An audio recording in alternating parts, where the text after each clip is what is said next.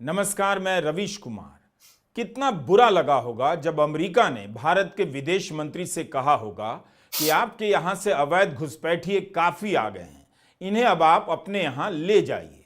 पहली ही मुलाकात में अमेरिका के विदेश सचिव ने भारत के विदेश मंत्री से यह बात कह दी और जब विदेश मंत्री ने उस मुलाकात की तस्वीर ट्वीट की तब उसमें बताया ही नहीं कि अमेरिका ने अवैध प्रवासियों को लेकर चिंता जताई है। आगे बढ़ने से पहले हमारा एक और सवाल है। दो बार प्रधानमंत्री मोदी बांग्लादेश गए, 2015 और 2021 में। प्रधानमंत्री रहते हुए शेख हसीना तीन बार भारत आईं। दोनों देशों के बीच शीर्ष स्तर पर 5 बार द्विपक्षीय वार्ता हो चुकी है। क्या एक बार भी प्रधानमंत्री मोदी ने बांग्लादेश में या भारत में वहां की तत्कालीन प्रधानमंत्री शेख हसीना के साथ बांग्लादेशी घुसपैठ का मुद्दा उठाया? हमने ढाका में हुई हसीना और मोदी की मुलाकात के बयान देखे। दोनों बयानों में अवैध घुसपैठ का मुद्दा ही नहीं था। जून 2024 में शेख हसीना और प्रधानमंत्री मोदी की दिल्ली में मुलाकात हुई। इस मुलाकात के बाद मोदी के बयान में यह मुद्दा दिखाई भी नहीं दिया। हम केवल प्रधानमंत्री के स्तर पर मुद्दों को उठाए जाने की बात कर रहे हैं, लेकिन अमेरिका के राष्ट्रपति ट्रंप पहले ही दिन जन्मजात नागरिकता खत्म करने और सीमा से अवैध घुसपैठ रोकने के आदेश जारी कर देते हैं और उसके अगले दिन उनके नए विदेश सचिव भारत के विदेश मंत्री के सामने यह मुद्दा उठा देते हैं। बीजेपी कई दशकों से अवैध घुसपैठ का मुद्दा उठाती रही है।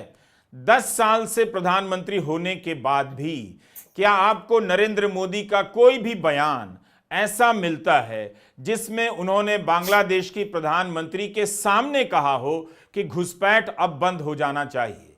जाहिर है जब अमेरिका ने विदेश मंत्री एस जयशंकर के सामने यह मुद्दा उठाया होगा तब वो झेप गए होंगे। हिंदी अखबार तो रोज ही भारत के विश्व गुरु बन जाने की बनावटी खबरें छाप देते हैं और भारत के विदेश मंत्री से कोई देश यह कह दे आपके यहां से अवैध प्रवासी बहुत आ रहे हैं, तब फिर क्या रह जाता है? आखिर विदेश मंत्री ने इसकी जानकारी खुद से भारत को क्यों नहीं दी? जब उन्होंने अमेरिका के विदेश सचिव मार्को रूबियो से मुलाकात की तस्वीर साझा की। मार्को रूबियो ने पदभार संभालने के बाद सबसे पहले भारत के ही विदेश मंत्री से मुलाकात की। इस मुलाकात में भारत अमेरिका के संबंधों को मजबूत करने पर जोर दिया गया, लेकिन अमेरिका ने यह भी कह दिया कि भारत से आने वाले अवैध प्रवासियों का मुद्दा सुलझाना होगा। जयशंकर अपने ट्वीट में यह बताने से नहीं चूकते कि यह रूबियो की पहली मीटिंग थी बतौर सेक्रेटरी ऑफ स्टेट, लेकिन यह नहीं बताते कि पहली ही मीटिंग में सेक्रेटरी ऑफ स्टेट ने अवैध रूप से आने वाले भारतीय प्रवासियों के मुद्दे पर बात की। हिंदू अखबार की पत्रकार सुहासिनी हैदर ने इसे पकड़ लिया और बात को उजागर कर दिया कि जो बात बतानी चाहिए थी वही नहीं बताई गई। यह बात विदेश मंत्री ने खुद से भारत की जनता को क्यों नहीं बताई? क्यों तब पता चला जब अमेरिकी विदेश विभाग की तरफ से बयान जारी हुआ? यही नहीं, जब वॉशिंगटन में उन्होंने प्रेस कॉन्फ्रेंस की तब भी नहीं बताया कि अमेरिका के विदेश सचिव ने अवैध प्रवासियों का मुद्दा उठाया है। लेकिन वे विस्तार से बताने लग गए कि गैर कानूनी तरीके से भारतीयों के रहने से छवि अच्छी नहीं बनती है। इस प्रेस कॉन्फ्रेंस में जयशंकर ने कहा कि हम वैध वापसी या लेजिटिमेट रिटर्न के लिए तैयार हैं। ये वैध वापसी क्या होती है? अभी तक बीजेपी के नेता घर वापसी के एक्सपर्ट हुआ करते थे, ये वैध वापसी की भी बात करने लगे हैं। जिस तरह से विदेश मंत्री जयशंकर वॉशिंगटन में बता रहे हैं, क्या उस तरह से कभी बांग्लादेश के विदेश मंत्री ने प्रेस कॉन्फ्रेंस की है कि हम वैध वापसी कराएंगे क्योंकि भारत ने कहा है? यह तो आपको प्रधानमंत्री मोदी के बयान ढूंढने होंगे कि उन्होंने कब शेख हसीना से घुसपैठियों को लेकर सार्वजनिक रूप से कुछ कहा हो। बांग्लादेश से घुसपैठ के नाम पर असम में सैकड़ों करोड़ रुपए फूंक कर एनआरसी कराई गई। अब उस एनआरसी का कहीं अता पता तक नहीं है। एस जयशंकर ने कहा कि अवैध रास्तों से घुसपैठ करना भारत की प्रतिष्ठा के लिए भी अच्छा नहीं है। क्या यह पहले से उन्हें नहीं पता था? कई महीनों से भारत के और अमेरिका के अखबारों में यह सब छप रहा है। तब एस जयशंकर को नहीं लगा कि यह प्रतिष्ठा को नुकसान पहुंचा रहा है। हमने 22 जनवरी के वीडियो में आपको बताया था कि 20,000 भारतीयों की सूची तैयार है। ये लोग अवैध रूप से अमेरिका में रहते हुए पकड़े गए और इन्हें वापस भेजा जाएगा। यह सूची ट्रंप के आने के पहले ही नवंबर में बन गई थी। क्या प्रधानमंत्री मोदी अवैध रूप से अमेरिका गए इन भारतीयों को लाने के लिए अपने मंत्रियों को भी भेजेंगे, जो जहाज में बीच बीच में भारत माता की जय के नारे भी लगवाते रहेंगे? अभी तो यह भी देखना होगा कि अमेरिका की एजेंसियां किस किस से कागज दिखाने के लिए कहेंगी। लेकिन 23 जनवरी के टाइम्स ऑफ इंडिया में अमीषा रजनी की एक विचित्र खबर मिली। हम अपनी तरफ से ऐसी खबरों की पुष्टि नहीं कर सकते, लेकिन अखबार ने छापा है कि न्यू जर्सी में गर्भवती महिलाएं समय से पहले ही ऑपरेशन करा रही हैं ताकि बच्चा जल्दी पैदा हो और उसे नागरिकता मिल जाए। ये महिलाएं भारतीय मूल की हैं। हैदराबाद से छपी अमीषा रजनी की इस खबर में एक ऐसी महिला का जिक्र है जिनके बच्चा होने का समय मार्च में है, लेकिन वे अभी ही उसे जन्म देना चाहती हैं। ट्रंप ने जन्मजात नागरिकता को बैन कर दिया है और यह फैसला 30 दिन के बाद लागू होना शुरू हो जाएगा। ऐसी खबरें और भी छवि बिगाड़ती हैं, लेकिन इन परिवारों की नजर से देखिए कि ट्रंप के फैसले से इन पर किस तरह का वज्रपात हो गया है। अगर 30 दिन के बाद अमेरिका में जो बच्चा पैदा होगा उसे नागरिकता नहीं मिलेगी तो क्या उसे तुरंत वापस आना होगा? ऐसे भी सवाल उठ रहे हैं। अमेरिकी इमिग्रेशन काउंसिल की वेबसाइट पर हमें अक्टूबर 2024 की एक रिपोर्ट मिली है। इसमें अवैध प्रवासियों के सामूहिक निष्कासन की बातें काफी हैं। कुछ लोग सालाना 10 लाख प्रवासियों को वापस भेजने या डिपोर्ट करने की योजनाएं बना रहे हैं, तो कुछ सबको एक ही झटके में बाहर कर देना चाहते हैं। अमेरिका में अनुमानित 1 करोड़ 10 लाख प्रवासी बिना पूरे कागजात के रह रहे हैं। इन सबको डिपोर्ट करने का खर्चा $315 बिलियन बताया जा रहा है। रिपोर्ट में बार बार लिखा है कि यह अनुमान भी कंजर्वेटिव एस्टिमेट है और यह सिर्फ पैसे का हिसाब है, बाकी चीजों का नहीं। क्या ट्रंप अमेरिका के खजाने से $315 बिलियन खर्च करेंगे या इसका बिल उसी देश को थमा देंगे जिसके नागरिक को डिपोर्ट किया जाएगा? पिछले 2 साल से लगातार खबरें आ रही थीं कि अमेरिका में अवैध रूप से घुसने के प्रयास में जो लोग पकड़े जा रहे हैं उनमें भारतीयों की संख्या बढ़ती जा रही है। बिना किसी दस्तावेज के वहां रहने वाले भारतीयों की संख्या 7 लाख से अधिक बताई जा रही है। यह सब आज की बात नहीं। हमने दिसंबर 2023 में इस पर एक वीडियो बनाया था और जिसमें विस्तार से बताया था कि प्यू रिसर्च के आंकड़ों के मुताबिक अमेरिका में 7.25 लाख भारतीय बिना दस्तावेजों के रह रहे हैं। यह खबर उस समय चारों तरफ छपी थी। अमेरिका में 3 देशों से सबसे अधिक नागरिक अवैध रूप से रह रहे हैं। मेक्सिको, अल सल्वाडोर के बाद भारत का नंबर है।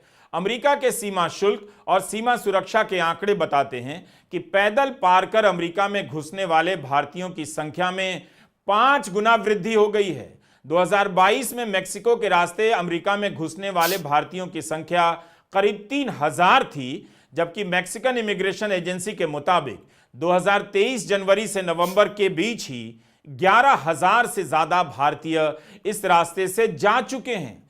30 नवंबर 2023 तक मेक्सिको से अमेरिका में अवैध रूप से घुसते हुए 41,770 भारतीय गिरफ्तार किए गए हैं, जबकि 2022 में यह संख्या 18,308 थी। दिसंबर 2023 के वीडियो में हमने आपको बताया था सितंबर 2023 में अमेरिका में अवैध रूप से घुसते हुए 8,000 से अधिक भारतीय नागरिक गिरफ्तार किए गए थे। 8,000 लोग कम नहीं होते एक महीने में। इनमें से 30,000 अधिक ऐसे थे जो कनाडा अमेरिका सीमा से घुसते हुए पकड़े गए। यह आंकड़ा अमेरिका के ही कस्टम एंड बॉर्डर प्रोटेक्शन विभाग का है। तो आपने देखा, कोई आज की बात नहीं। अवैध रास्तों से घुसने वाले भारतीयों के कारण उन भारतीयों की भी छवि खराब हो रही थी जिन्होंने अमेरिका जाने का वैध रास्ता चुना। अमेरिका जाने के रास्ते में भारतीय परिवारों के ठंड और डूबने से मर जाने की खबरें भी आईं। तब भी भारत के विदेश मंत्रालय ने ठोस कदम क्यों नहीं उठाया? अमेरिका तक पहुंचने में भारतीयों को कितनी ही तकलीफों का सामना करना पड़ता है। वहां जाने के लिए लोग अपने पीछे की जमीन बेच देते हैं, लाखों का कर्जा लेते हैं, फिर 2.5 महीने की हवाई यात्रा, पैदल यात्रा और नाव यात्रा के बाद अमेरिका में घुसते हैं। हम इमिग्रेशन को केवल वैध और अवैध नजर से देखते हैं, लेकिन यह काफी नहीं। एक इंसान अपना सब कुछ उजाड़ कर अमेरिका जाता है और वहां भी उसका सब कुछ उजड़ जाता है। यह अमित कुमार मान है, अमेरिका का नौजवान। लाखों का कर्ज लेकर अमेरिका जाने का सपना देखा, लेकिन किसी तरह अमेरिका पहुंच भी गए तो एक कार ने अमित मान को टक्कर मार दी। अमेरिका के कानून के हिसाब से इलाज तो हो गया, लेकिन अमित कभी ठीक नहीं हो सका। उसने कई कई दिनों तक आधी रोटी पर अपना दिन काटा और इस तरह के कंटेनर में जीवन बिताया। अमित के लिए वहां रहना मुश्किल होता जा रहा था। 6 लोगों के परिवार में 1 एकड़ की जमीन थी। अमित ने जमीन बेचकर एजेंट को दिया और बाकी पैसा ऊंची ब्याज दरों पर लोन से जुटाया। इसी अमित से राहुल गांधी ने अमेरिका में मुलाकात की थी। अमित और उसके जैसे उन नौजवानों से जो अवैध रूप से अमेरिका में घुसने के लिए मजबूर हुए। अमित ने बताया था कि यूरोप और दक्षिण अमेरिका के रास्ते होते हुए वह 2.5 महीने में भारत से अमेरिका पहुंचा। 3 दिन और 3 रात तो अमित ने भरी नाव में गुजारे। अमित ने कई महीने इसी कंटेनर में गुजारे हैं। राहुल गांधी अमित की मां के घर भी गए हरियाणा चुनाव के दौरान और वहां से उसकी बात कराई। यह वीडियो राहुल गांधी के YouTube चैनल पर है, इंस्टाग्राम पर भी। लेकिन तब जब राहुल गांधी एक सही मुद्दे को उठा रहे थे, मोदी सरकार ने ऐसे नौजवानों को बचाने के लिए क्या किया? विदेश मंत्री एस जयशंकर ने क्या किया? अब अमेरिका ने आधिकारिक रूप से कह दिया है कि अवैध रूप से रह रहे लोगों का मसला सुलझाना होगा, तो विदेश मंत्री हां में हां कर रहे हैं। उस समय उनकी सरकार क्या कर रही थी जब भारतीयों को अमेरिका भेजने का अवैध नेटवर्क यहां फल फूल रहा था? एजेंट उनसे लाखों रुपए लूट रहे थे। 11-12 फरवरी को मोदी और ट्रंप की मुलाकात हो सकती है। पेरिस में एआई को लेकर एक सम्मेलन होने वाला है। किसी तीसरे देश में ट्रंप अवैध घुसपैठियों का मुद्दा तो नहीं उठाएंगे, लेकिन अगर ऐसी किसी मुलाकात में ट्रंप ने उनसे भी कह दिया, तब भारत की साख को कितना धक्का लगेगा।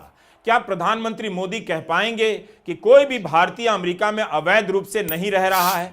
अवैध घुसपैठ को लेकर निरंतर चुनावी मुद्दा बनाने वाले प्रधानमंत्री मोदी के सामने भारतीयों के अवैध घुसपैठ होने का मुद्दा आ जाएगा, ऐसा कभी आपने सोचा था या उन्होंने सोचा होगा?